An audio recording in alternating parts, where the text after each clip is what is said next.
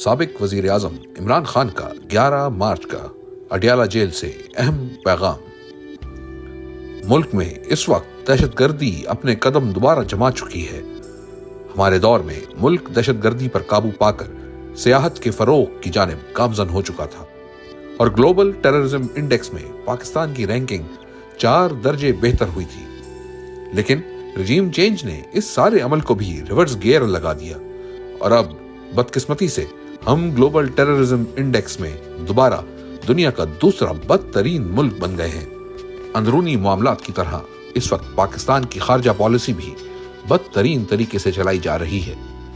افغانستان کے ساتھ ہماری سرحد بہت لمبی ہے، ان کے ساتھ معاملات بات چیت سے حل ہونے چاہیے۔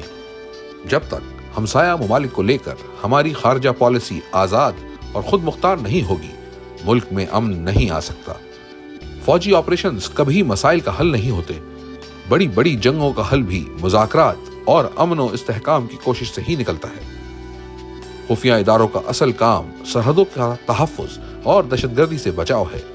اگر وہ پولیٹیکل انجینئرنگ اور تحریک انصاف کو توڑنے میں ہی لگے رہیں گے تو سرحدوں کا تحفظ کون کرے گا؟ بلوچستان میں دہشت گردی پنپ رہی ہے اور وہاں کے مسئلے کا کوئی سیاسی حل نہیں نکال رہا۔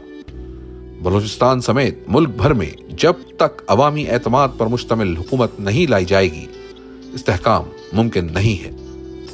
ملک بھر میں گورننس کا برا حال ہے کیونکہ ہر جگہ عوام کے حقیقی نمائندگان کے بجائے فارم 47 والوں کا قبضہ ہے۔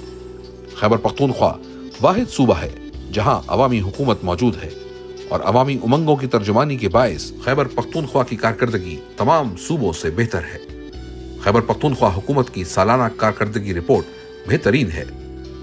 علی یمین گنڈاپور بطور وزیر اعلیٰ بہت اچھا کام کر رہے ہیں۔ اڈیالہ جیل اس وقت قانون سے بالا تر ہے۔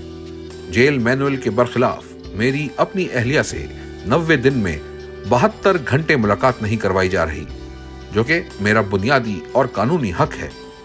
عدالتی احکامات کے باوجود 2 ہفتوں سے میرے بچوں سے بھی بات نہیں کروانے دی جا رہی۔ پچھلے 4 ماہ میں صرف 4 بار بات کروائی گئی، یہاں تک کہ میری کتابیں مجھ تک پہنچنے نہیں دی جاتی ہیں۔ یہ سب کچھ بنیادی انسانی حقوق، قانون اور جیل مینول کی سنگین خلاف ورزی ہے۔ پاکستان میں اس وقت صرف جس کی لاٹھی اس کی بھینس کا قانون نافذ ہے۔